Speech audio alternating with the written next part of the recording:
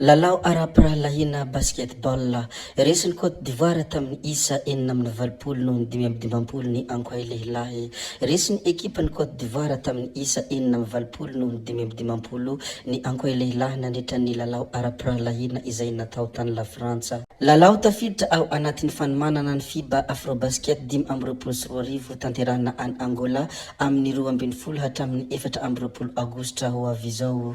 Hilaza zavatra maro indray isika atao anatin'ity video ity, fa mialohany hilazantsika izany zava-drehetra izany dia mbola toy ny mahazatra antsika foana ary tsy miova abonné ny chaîne antsika ary asio j'aime ny video, indrindra azadiny foana ny mametraka ny commentaire. Ndeha aloha idirantsika vetivety izany fanaovana abonnement izany, mialohany hirsoantsika amin'ny resaka zay ataontsika. Ndao ary tompoko lahy, ndao ary tompoko vavy, abonné vetivety ary ny chaîne antsika.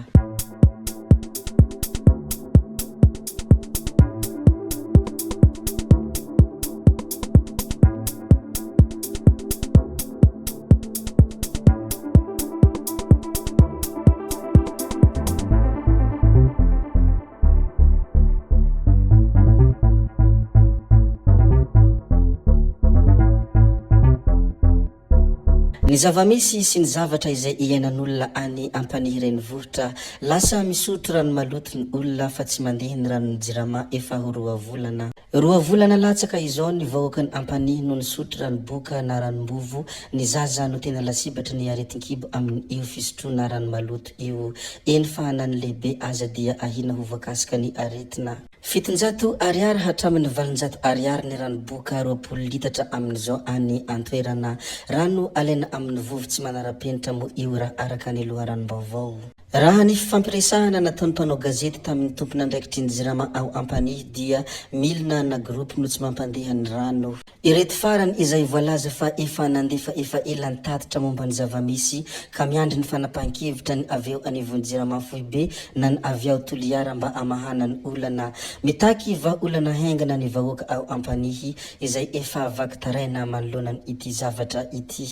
Raha araka ny loharanom-baovao izay hita tao amin'ny pejin'ny Vavonikolo TV mo dia any amin'ny commune Nosbe iharan'ny Ramatahora izay rehetra milaza ny zavamisy marina. Notorian'ny talempagitry ny fizahantany ao Diana ary nampanantsona teo anivon'ny gendarmeria ao Nosbe ny mpiambina ny Ampuraha hotely rehefa nandray sy ny resaka tamin'ny mpanao gazety ny Kolo TV FM tany antoerana. Araka izany dia iharan'ny Ramatahora ireo rehetra maneho ny hevitra sy milaza ny zavamisy marina ao amin'ny commune Nosbe, indrindra momba ny raharaha fibodona tany sy fakana tany tsy ara-dalàna ataony ireo mpandraharaha sy ny manam-pahefana. Raha araka ny loharanom-baovao hatrany mo dia ny Ampuraha hotely izay manana fifanarahana mazava hatramin'ny taona 34 fa nobodony orinasa Green Madeleine ka lasany. Tsy norahirahina ny fifanarahana ary nahiditra amponja efa 4 mbolana mahery izao ny tompon'andraikitra ny Ampuraha hotely. Ny orinasa Green Madeleine izay tsy hay mazava mandrakandroany hoe aniza marina,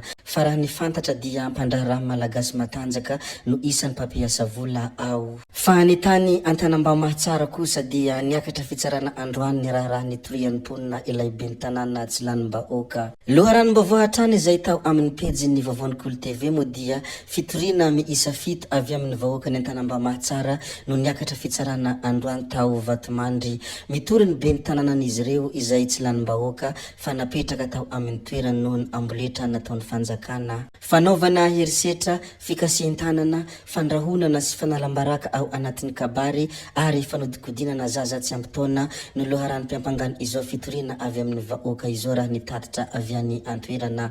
Andrasany ireto farany ny fahendren'ny fitsarana manoloana ity disadisa tsy manam-piafarana ity. Fa ny zavamisy sy ny malaza any Ambatoseza distriktan'ny Nosy-Varika kosa tsy eken'ny vahoaka ny fitrandrahana volamena ataon'ny Sonoa ao amin'ny reniranon'ny Fanantara. Tsy eken'ny vahoaka ao amin'ny fokontany Ambatoseza commune Vohitrandrina distriktan'ny Nosy-Varika hatramin'ny farany ny fitrandrahana volamena ataon'ny Sonoa ao amin'ny reniranon'ny Fanantara.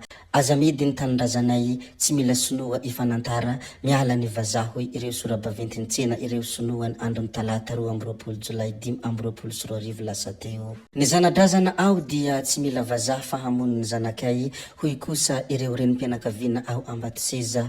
Voalaza fa mikasa hitrandraka volamena any amin'ny reniranon'ny Fanantara ao Ambatoseza indray ireo Sonoa rehefa tsy nahita irika tao mandoro mody faharoa izay tsy manaiky hatrany koa ny mponina any antoerana. Zaraina moa iny zavanisy tany Ambatseza distrika Nosy-Varaka iny ny hoe tsy ekeny vahoaka ny fitandrahana volamena ataony sonoa ao amin'ny reniranony fanantara. Fa ny malaza sy ny misongadina any ivelany kosa dia niala tao amin'ny UNESCO i Etazonia ny andro omaly. Roa taona aty aoriany namerenana azy tamin'ny Jona 2024 dia nanambara indray i Etazonia omaly fa hiala ao amin'ny UNESCO. Nilaza izy fa misy fitanilan-kevitra amin'ny Israely ary roboroboana hevitra mampisarabazana ny ao. Tsy misy tombotsoa am-pirenena ny fandraisan'ny Etazonia anjara ao amin'ny UNESCO hoy Tammy Brice, mpitondra teny ny fitondram-panjakana fanapahan-kevitra manahirana kanefa efa nampoizina hoy indray ny lehiben'ny UNESCO raha namaly izany. Etsy andaniny ihany koa ny ministry ny raharaham-bahiny Israeliana dia nandray tsara izany fanapahan-kevitra izany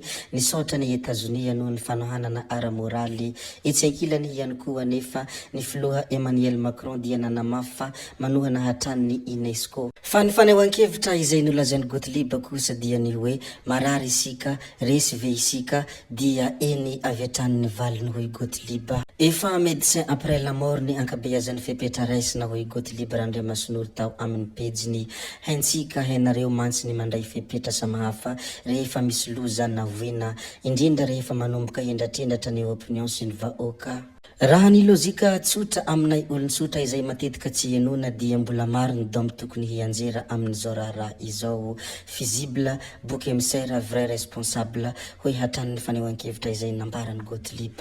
Ny ao amin'ny fitsaboana ve, ny ao amin'ny fikarohana, fanadihadiana ary fitsarana, ny tompon'andraikitra hafa atao manao dôme tratra alohan'ny empoisonnement. Tsy omey loza akory fa atsapa amin'ity resaka ity fa tsy voatery mafehy communication ny olona manana qualification na diplôme nefa tokony miaradia ireo. Misy fepetra mialoha, misy fepetra ao aorina, trakefa na fahaizana izany eo amin'ny asa. Raha ny zavatra hita tato ato dia betsaka ny olona manana andraikitra fa ny trakefa ankapobeny dia ohatra samia mijery fitaratra. Ny vaovao mafana mahamay izao ny tsenan'ny asabotsy Antsirabe Ravany Afo tena resin'ny zavamisy isika aveo samy mahay miala zigla daholo nefa izigla efa mba miady mafy any andafy any resy aloha isika zao akory ny atao mantany ahio hoy hatrany izy raha nilaza ity fanehoan-keviny ity. Ho faranantsika tanteraka ity video ity fa ny hamaranantsika azy dia ireto sary ny filohan'ny Repoblika mahafinaritra ireto.